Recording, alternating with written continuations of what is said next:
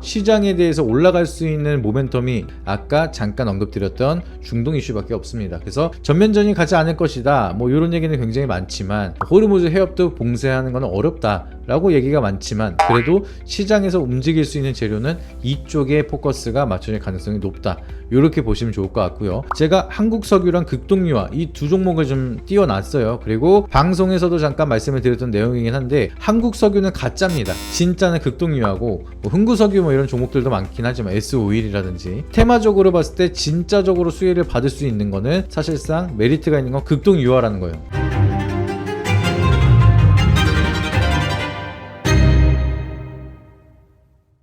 네, 여러분 안녕하세요. 모범뉴스TV 김민석 전문가입니다. 오늘은 시장이 약간 밀려서 이번 주 시장 투자에 대한 전략을 좀 세워보면서 종목을 한번 말씀을 드리도록 할게요. 일단 코스피가 정말 아쉽게 1.4포인트 정도 부족하기 때문에 3000 코스피를 달성을 못했습니다. 그런데 달성을 못한다라기보다는 아직은 아니다 정도로 생각하면 될 것 같고, 3000포인트에 대한 좀 심리적인 저항이 굉장히 강했다, 이렇게 해석을 하고 있습니다. 근데 중요한 거는 오늘에 대한 시장 조정 자체가 시장이 안 좋아서 뭔가 대외적인 변수가 있어서 하락을 했다라기보다는 조금 쉬어갈 때가 됐기 때문에 쉬었다, 요 느낌이 좀 더 강했습니다. 그래서 중동에 대한 이슈가 한 번 더 부각이 되면서 좀 시장이 쉬는 모습을 만들어졌는데, 또 그것 때문에 빠졌다라고 하기에는 관련 기업들도 좀 흐지부지 된 모습이 많기 때문에 완전히 그것 때문에 시장이 하락됐다, 지정학적인 리스크 때문에 밀렸다라고 보기에는 약간은 무리가 있는 것 같습니다. 그래서 쉬어갈 때 쉬는 정도, 건강한 조정이다. 계속해서 올라가는 것보다 지금처럼 한 템포 한 주에서 2주 정도 쉬어갔다가 올라가는 게 오히려 정신 건강에 좋고, 이제 더 많은 자금들이 유입이 될 수가 있습니다. 좀 더 디테일한 시장 얘기하면 너무 길다 보니까 유동성도 늘어나고 있고, 시장에 대한 방향성 완전히 추세가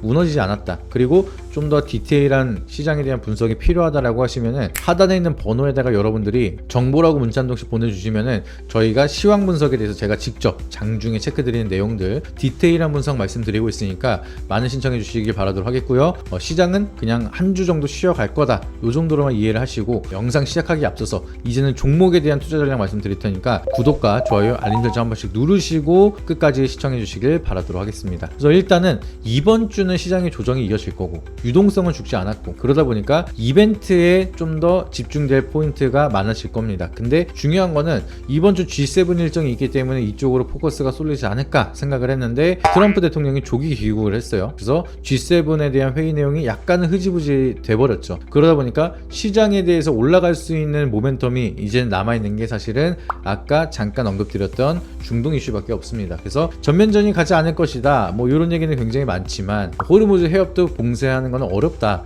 라고 얘기가 많지만, 그래도 시장에서 움직일 수 있는 재료는 이쪽에 포커스가 맞춰질 가능성이 높다, 이렇게 보시면 좋을 것 같고요. 방금 얘기가 나온 게 이란과 이스라엘에 대해서 미사일 공격 기사가 또 나왔습니다. 지금 영상을 찍는 도중에. 그러다 보니까 애프터마켓 프리장에서 한국 석유가 막 올라가고 있는 모습이에요. 그래서 결과적으로는 중동 전쟁이 지속적으로 이어지면 유가랑 직접적으로 연계가 가장 큰 나라죠. 그러다 보니까 국제 유가가 상승을 하고 거기에 수혜를 받을 수 있는 기업들이 부각이 될 텐데, 제가 한국 석유랑 극동유화 이 두 종목을 좀 띄워놨어요. 그리고 방송에서도 잠깐 말씀을 드렸던 내용이긴 한데, 한국석유는 가짜입니다. 진짜는 극동유화고, 뭐 흥구석유 뭐 이런 종목들도 많긴 하지만 S51이라든지 테마적으로 봤을 때 진짜적으로 수혜를 받을 수 있는 거는 사실상 메리트가 있는 건 극동유화라는 거예요. 한국석유는 가짜인데 사명 자체가 한국석유다 보니까 그냥 국내 증시 테마 느낌으로 그냥 올라가는 겁니다. 석유가 들어갔다라고 해서 석유가 가격이 올라가면 수혜를 받는다라고 생각을 하시는 분들도 계신데, 아닙니다. 얘는 석유랑은 상관이 없고,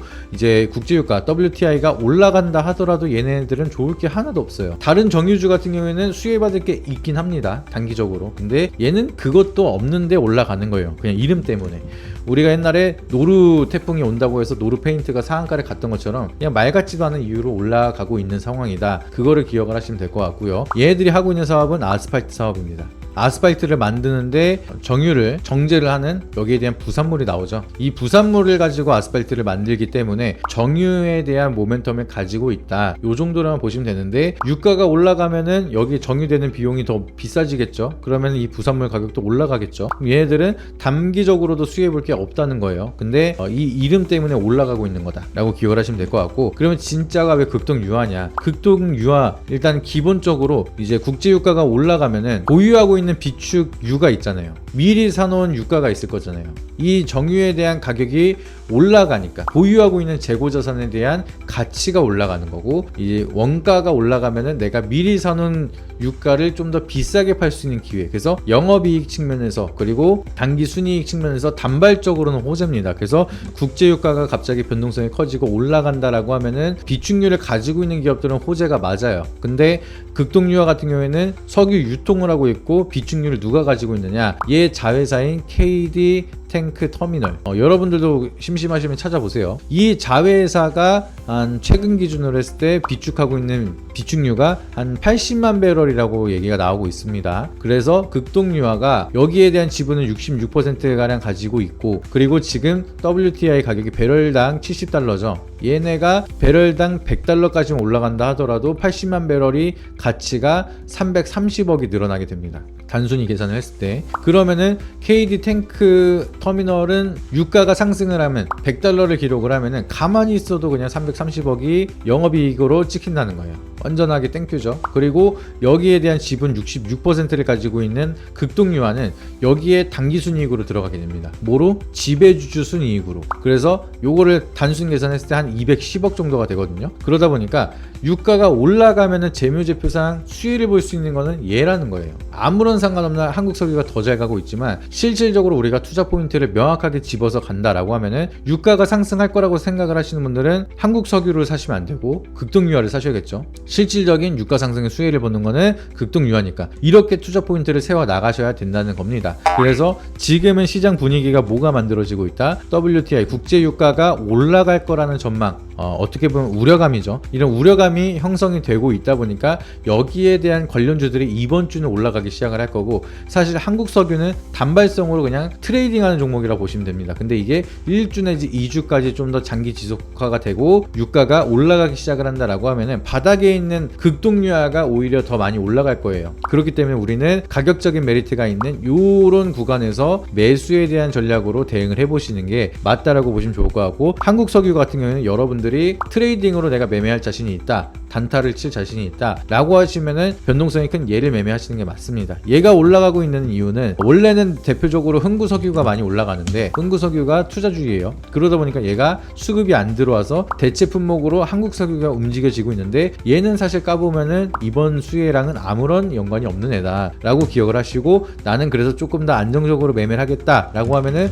극동유화를 매매를 하시거나 아니면 진짜 무거운 종목인 SOE를 매매를 하시는 게 조금 더 낫다라고 좀 생각을 하고 있습니다. 근데 기대 수익률로 봤을 때는 단연 극동유화가 좀 더 가볍게 잘 튀기도 하고요. SOE는 무거워 잘 안 갑니다. 그래서 그런 게 싫으신 분들은 극동유화로 실질적인 수혜를 받고 있지만 조금 더 가볍게 움직일 수 있는 극동유화가 제일 좋지 않을까, 이 부분 참고하시면 좋을 것 같아요. 그래서 한국석유를 매매하고 계신 분들은 제가 말씀드렸던 내용 기억하셔서 리스크 관리 잘 하셔라 미리 말씀을 드리고요. 내가 정유주에 좀 투자를 하고 싶은데 늦었다 라고 하시면은 극동유화는 아직 기회가 남았다라는 거를 기억을 하시면 좋겠습니다. 그래서 여기에 조금 더 디테일한 세밀한 가격 전략이라든지 방향성 체크가 필요하시다라고 하시면은 하단에 있는 번호에다가 아까 말씀드렸던 것처럼 정보라고 문자 녹시만 보내주시면은 여기에 대한 투자 전략까지 좀 제대로 말씀드리도록 하겠습니다. 그리고 이번 주는 제가 분명하게 조정받을 가능성이 높다고 했어요. 그래서 조정을 받을 때는 이렇게 해지성으로 매매할 수 있는 종목들을 포지션을 잘 잡아 놓으셔야 됩니다. 그래서 장이 하락한다고 매매를 쉬는 게 아니라 장이 안 좋을 때를 대비해서 우리가 매매할 수 있는 종목, 그리고 반대로 종목이 다시 한번 시장이 올라가게 된다라고 하면은 기대 수익률을 빠르게 가져갈 수 있는 종목도 미리미리 준비를 해 두셔야겠죠. 그래서 거기에 대한 전략을 우리는 바로바로 세워 나가고 있으니까 그런 부분에 대해서 나도 디테일하게 좀 정보를 받고 싶다라고 하시면은 하단에 있는 번호에다가 정보라고 문자 한 통씩만 보내주시면 바로바로 안내를 도와드리고 있으니까 그 부분 참고해 보시면 좋을 것 같고요. 그리고 영상 고정 댓글을 누르시게 되면은 PC로는 이렇게 바로 상담하는 페이지가 나오게 됩니다. 그리고 모바일로 링크를 누르시게 되면은 바로 문자를 보내실 수 있는 화면이 바로 나오시게 될 거예요. 그래서 여러분들이 바로 그냥 문자를 치셔도 되고, 그게 어렵다라고 하시면은 고정 댓글 링크만 누르시면은 바로 연결할 수 있는 페이지가 나오거나 문자 창으로 바로 이동이 됩니다. 그래서 여러분들이 편하실 수 있게끔 고정 댓글로 링크를 남겨드리도록 할 테니까 링크 누르셔서 문자로 정보라고 문자를 남겨주시거나 PC인 분들은 문의하기 남겨서 편하게 상담 주시면은 무료로 정보도 많이 드리고 있고 교육도 도와드리고 있고 여러분들이 정말 궁금해하는 사항들도 풀어서 설명을 드리고 있으니까 많은 신청해 주시고 많은 도움 받아보시길 바라도록 하겠고요. 오늘 영상이 도움이 되셨다라고 하시면 잊지 마시고 구독과 좋아요, 알림 설정 한 번씩 부탁드리도록 하겠습니다. 지금 시장이 밀린다라고 하면 여러분들 다시 한번 커다란 기회가 왔다라는 생각 잊지 마시고 요 시기 때 저희를 잘 이용을 해서 좋은 결과 더 많이 만들어 가시길 바라도록 하겠습니다. 이상입니다. 앞선 영상 속에서 말씀드린 투자 전략 노하우에 대해 더 자세히 알고 싶은 분들은 지금 바로 영상 설명란 혹은 고정 댓글을 확인해 주시면 됩니다. 현직 경제방송 전문가님이 직접 운영하시는 카페 링크도 첨부해 두었으니 가입하셔서 시황 브리핑과 교육 자료도 함께 받아보시기 바랍니다.